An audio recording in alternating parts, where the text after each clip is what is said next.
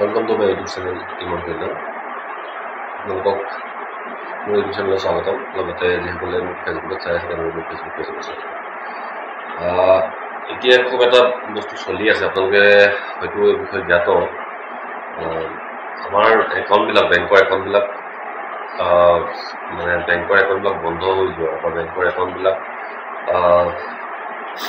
Hold কৰি দিয়া এটা খুব হেৰি চলি আছে। এইটো নিশ্চয় আপোনালোকে বিভিন্ন ধৰণৰ বাতৰি বা বিভিন্ন ধৰণৰ ছ'চিয়েল মিডিয়া যোগে আপোনালোকে নিশ্চয় গম পাইছে।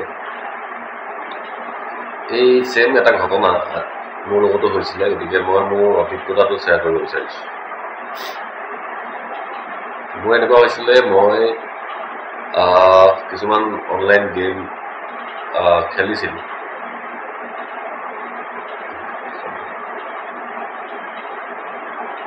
নমস্কাৰ, welcome to my YouTube channel ইমান কল্যাণ। আৰু যিসকলে মোক ফেচবুকৰ পৰা চাই আছে তেওঁলোকক মোৰ ফেচবুক পেজলৈ স্বাগতম। মই এটা খুব চৰ্চিত বিষয় আজি আলোচনা কৰিব লৈছোঁ, যিহেতু আজি কিছুদিনৰ পৰা এইটো বিষয়ে খুব বেছিকৈ চলি আছে বা বিভিন্ন ধৰণৰ ছ'চিয়েল মিডিয়াই হওক বা নিউজতে হওক বাজি আছে। ময়ো ঠিক এনেকুৱা এটা অভিজ্ঞতা মোৰ সন্মুখীন হৈছিলোঁ, সেই বিষয়ে মই ক'ব বিচাৰিছোঁ। কথাটো হ'ল কি, বেংক একাউণ্ট হোল্ড হোৱাৰ ওপৰত মই কিছু কথা ক'ব বিচাৰিছোঁ। মোৰ এবাৰ বেংক একাউণ্টটো এনেকুৱা হৈছিলে, মই লগৰ বন্ধু এজনৰ পৰা টকা 1000 ধাৰলৈ লৈছিলোঁ। মই আছিলোঁ সেইটো টাইমতে মই আছিলোঁ গুৱাহাটীত। মোৰ ঘৰ সোণাৰীত, চৰাইদেউ ডিষ্ট্ৰিক্ট। গুৱাহাটীত আছিলোঁ কিবা এটা কামত। তেতিয়া যিহেতু 1000 টকাটো তেখেতৰ পৰা মই ধাৰত ল'লোঁ। লোৱাৰ পাছত কি হ'ল, তাত মই পইচাটো উলিয়াই খৰচ কৰিলোঁ। তাৰপাছত এদিন দুদিনমানৰ পাছত কি হ'ল, সেইদিনাই হোৱা নাই, তাৰ দুদিনমানৰ পাছত কি হ'ল, এদিনে দুদিনৰ পাছতে কি হ'ল, মোৰ একাউণ্টৰ পৰা মই পইচা উইথড্ৰ কৰিব নোৱাৰা হৈ গ'ল। একাউণ্টৰ বেলেঞ্চটো দেখাই থাকে, কিন্তু পইচাটো মই উইথড্ৰ কৰিব নোৱাৰোঁ। তাৰপিছতে কি হ'ল, আমি যদি পইচা ডিপ'জিট কৰোঁ, ডিপ'জিটটো ঠিকে আছিলে, উইথড্ৰটোহে হ'ল কৰিলে, মানে ডিপ'জিট কৰিব পাৰি। তেনেকৈ চলি আছে, একাউণ্টটো হোল্ড হৈ গ'ল। মই ভাবিলোঁ কিবা এটা হ'ল, KYC দিয়া নাই চাগে, সেইটো কাৰণে চাগে হোৱা নাই। তাৰ পৰা আহিলোঁ, যেতিয়া ঘৰত আহিলোঁ, তেতিয়া মোৰ হোম ব্ৰাঞ্চত গৈ সোণাৰী SBI ব্ৰাঞ্চত গ'লোঁ। ব্ৰাঞ্চত গৈ ক'লোঁ যে মোৰ একাউণ্টটো হোল্ড হৈছে। তেওঁলোকে ক'লে যে KYC লাগিব পাৰে, আপুনি KYC দিব। মই KYC দিলোঁ, মোৰ ফোন নাম্বাৰ চেঞ্জ কৰিবৰ কাৰণে সেইটো দিলোঁ, গোটেইখিনি কৰিলোঁ। তাৰপাছত যিদিনা দিলোঁ সেইদিনাই ৰাতিলৈ মোৰ ফোন নাম্বাৰটো চেঞ্জ হৈ গৈছে, কিন্তু মই বাকী চব চাব পাৰিছোঁ, কৰিব পাৰিছোঁ, কিন্তু পইচাটো উইথড্ৰ কৰিব নোৱাৰোঁ। উইথড্ৰ কৰিব নোৱাৰোঁ, পইচাটো কাৰোবালৈ ট্ৰান্সফাৰ কৰিব নোৱাৰোঁ, একো কৰিব নোৱাৰোঁ। মানে মোৰ একাউণ্টৰ পইচাকেইটা মই ব্যৱহাৰ কৰিব নোৱাৰোঁ। তাৰপাছত এনেকৈ গ'ল কিছুদিন। তাৰপাছত আকৌ বেংকত আহিলোঁ। বেংকত আহি সুধিলোঁ যে এইটো কি হৈছে। তেওঁলোকে চাই দিলে, গুজৰাটৰ কোনোবা এটা ব্ৰাঞ্চৰ পৰা হোল্ড লাগিছে বুলি ক'লে। তাৰপাছত কাৰণটো কি মই চাব বিচৰা, তেওঁলোকে ক'লে যে এইটো চাইবাৰ ক্ৰাইমৰ কিবা কাৰণৰ কাৰণে হ'ব পাৰে। তাৰপাছতে মই এতিয়া কেনেকৈ কি কৰিম, গুজৰাটটো যাবলৈতো যথেষ্ট খৰচ আছে বা তেনেকুৱা বিভিন্ন ধৰণৰ কথা আহি পৰে। কি কৰিম কি নকৰিম বুলি ভাবি মই আকৌ সেইবাৰ গুচি গ'লোঁ। আকৌ মই বেংকত আহিলোঁ। বেংকত আহোঁতে ক'লে যে মোক গুজৰাটৰ যিটো য'ৰ পৰা মোৰ ওপৰত মানে চাইবাৰ ক্ৰাইমে যিটো হোল্ড লগাইছে, সেই যিটো গুজৰাটৰ চাইবাৰ ক্ৰাইমৰ ব্ৰাঞ্চ, তাৰ গোটেই ষ্টাফৰ মানুহবিলাকৰ SP, তাৰ মানে DSP আৰু একদম কনিষ্ঠ পদলৈকে গোটেই মানুহখিনিৰ ফোন নাম্বাৰ সৈতে এখন লিষ্ট বনাই মোক বেংকৰ মানুহে মোক প্ৰভাইড কৰিব। বেংকৰ পৰা মোক সেইখিনি সহায় কৰিছিলে। তাৰ পাছতে তেতিয়া মই আহি যিজন তাতে DSP লিখা আছিলে, নাম্বাৰটো দিছিলে, তেখেতক মই ফোন কৰিলোঁ। ফোন কৰি মই কথাখিনি কোৱাত তেখেতে ক'লে যে আপুনি এটা কাম কৰক, আপুনি মোক হোৱাটছআপ কৰক বুলি ক'লে। হোৱাটছআপত যেতিয়া মই কথাকেইটা পাতিলোঁ, হোৱাটছআপত কথাকেইটা পতাৰ পাছত তেখেতে ক'লে যে আপুনি এটা কাম কৰক, আপুনি কি কৰে, আপোনাৰ ইনকম চ'ৰ্চ কি, আপুনি আপোনাৰ পইচা, আধাৰ কাৰ্ড, পান কাৰ্ড, গোটেই ডকুমেণ্ট আৰু গোটেইখিনি মোক মেইল কৰি দিয়ক বুলি ক'লে।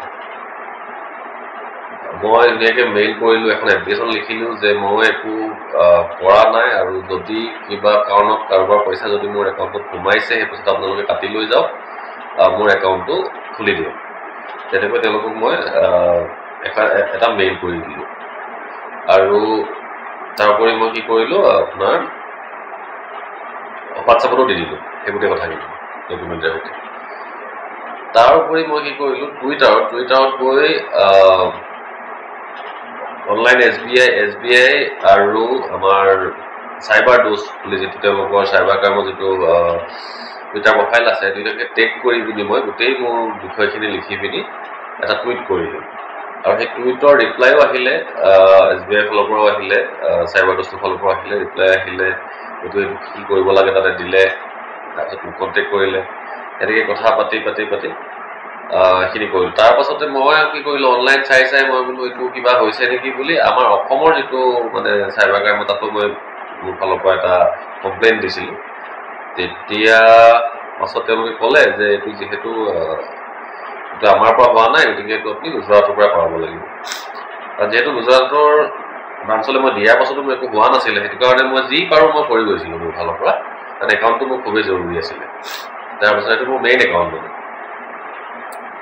তাৰপাছত তেনেকৈ এতিয়া একাউণ্টটো লাগিব চলিবলৈ। তেনেকৈ মোৰ আৰু এটা ইউকো বেংকৰ একাউণ্ট আছে, সেই একাউণ্টটোতে মই লেনদেন কৰি মোটামুটি চলাই আছোঁ। তেনেকৈ মোৰ 3 মাহ 4 মাহ মোটামুটি 6 মাহমান গুচি গ'ল। আৰু এইটো যিটো SBI একাউণ্টটো মই একেবাৰে চোৱাই নাই, সেইটো মই চোৱাই বাদ দিলোঁ আৰু নাচাওঁ, মানে নহয়ে যেতিয়া চোৱাই নাই। তাৰপাছতে বহুত দিনলৈকে হোৱা নাছিলে, এমাহ 2 মাহ মানলৈকে মানে মেইল কৰা। তাৰপাছতে এদিন কি হ'ল, কাৰোবাক মই পইচা 1500 মান পঠাব লাগে, কিবা এটা বস্তু কিনিছিলোঁ, দোকানত দিব লাগে। দিওঁতে কি কৰিলোঁ, মই ভাবিলোঁ এবাৰ মানে কি হ'ল, ভুলক্ৰমে মই জিপে'টো ইউজ কৰিলোঁ। মই মানে ইউকো বেংকটো পেটিএমতকৈ পেটিএম ইউজ কৰি আছিলোঁ। সেইদিনা জিপে'টো ইউজ কৰি যিটো SBI একাউণ্টত লিংক আছিলে, জিপে'টো ইউজ কৰোঁতে কি হ'ল, পইচাটো গুচি গ'ল। তেতিয়াহে মই গম পাইছোঁ যে মোৰ একাউণ্টৰ হ'লটো খুলি দিলে। তেওঁলোকে যে একাউণ্টৰ হ'লটো খুলি দিলে সেই বিষয়ে মোক কোনো মেছেজ বা মেইল ৰিপ্লাই কৰা নাই, কিন্তু একাউণ্টটো খুলি দিলে।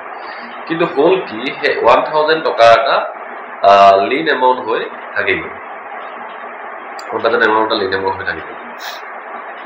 এতিয়া সেই 1000 পইচাটো সেই মই যিটো বন্ধুৰ পৰা লৈছিলোঁ, সেই বন্ধুজনৰে পইচা নে আন কাৰোবাৰে পইচা মই নাজানো, কিন্তু বেংকে কোৱাৰ মতে বা তেওঁলোকে চাইবাৰ ক্ৰাইমৰ যেতিয়া আমি কথা পাতিছোঁ গুজৰাটৰ, তেওঁলোকে কোৱা মতে এই পইচাটো অনলাইন গেমিঙৰ মানে পইচা হয়, যিটো মোৰ একাউণ্টত সোমাইছিলে। গতিকে এই বস্তুটো যেতিয়ালৈকে এই কথাটো ছেটেল নহয় বা এই কথাটো তেতিয়ালৈকে মোৰ এই 1000 টকাটো লিন এমাউণ্টে হৈ থাকিব। আৰু আজিৰ তাৰিখতো মোৰ একাউণ্টত মানে সেই 1000 টকাটো লিন এমাউণ্ট হিচাপে দেখাই থাকে। মানে মই একাউণ্টটো চলাই থাকিব বৰ ধুনীয়াকৈ, কিন্তু সেই 1000 টকাটো লিন এমাউণ্ট হিচাপে দেখাই থাকে। আজিকালি মই সেই একাউণ্টটো ভয়তে প্ৰায় ইউজ নকৰোঁ। কেতিয়াবা মানে ভৰালেও বা সোমালেও পইচা লগালগ উলিয়াই পেলাওঁ, খৰচ কৰি পেলাওঁ বা বেলেগ একাউণ্টলৈ ট্ৰান্সফাৰ কৰি দিওঁ। তাকে আজি প্ৰায় 2-3 বছৰে হ'ল নেকি মোৰ সেই লিন এমাউণ্টটো আজি তাৰিখলৈকে উঠা নাই। মই কেনেকৈ কি কৰিছিলোঁ সেই বিষয়ে মই আপোনাক কিছুমান ধৰি লওক কি মেছেজ কৰিছিলোঁ, কেনেকৈ লিখিছিলোঁ, স্ক্ৰীনশ্বট কিছুমান মই ভিডিঅ'টো লাষ্টত লগাই দিম। আৰু প্ৰথম আপোনালোকে এই সদায় চাব, আজিকালি অনলাইন ট্ৰান্সফাৰ কৰোঁতে কাৰোবাক পইচা দিওঁতে বা কাৰোবাক পইচা লওঁতে খুব সাৱধান হ'ব। কালি পৰহি এটা নিউজ দেখিছিলোঁ যে মাত্ৰ 20 টকা এটা পইচা কাৰোবাৰ পৰা লোৱাৰ কাৰণে সেই 20 টকাতে গোটেই একাউণ্টটো হ'ল লৈ গৈছে, তেনেকুৱা ধৰণৰ হয়। গতিকে অনলাইন গেমবিলাকৰ পৰা সাৱধান পৰাপক্ষত নেখেলিব। আজিকালি খুবেই অনলাইন গেমবিলাক পপুলাৰ হৈছে, সেই গেমবিলাক পৰাপক্ষত নেখেলিব। কেতিয়াবা এনেকুৱা হয়, আপোনাৰ মই হ'বই বুলি লওঁ, কেতিয়াবা কিন্তু হৈ যাবও পাৰে। পৰাপক্ষত চিনাকি মানুহ নহ'লে তেওঁলোকৰ পৰা পইচা একাউণ্টত নল'ব, কাৰণ তেওঁ যদি কিবা ফ্ৰড কৰি আছে, ফ্ৰডৰ আপুনিও মানে তাতে আপোনাৰ একাউণ্টটো হ'ল হৈ যাব। ইমানখিনি মোৰ মানে ইয়াত বিশেষ আপোনালোকক টিপছ বুলি নহয়, মোৰ এইটো যিটো অভিজ্ঞতা হ'ল, মই সেই অভিজ্ঞতাটো আপোনালোকৰ লগত শ্বেয়াৰ কৰিলোঁ।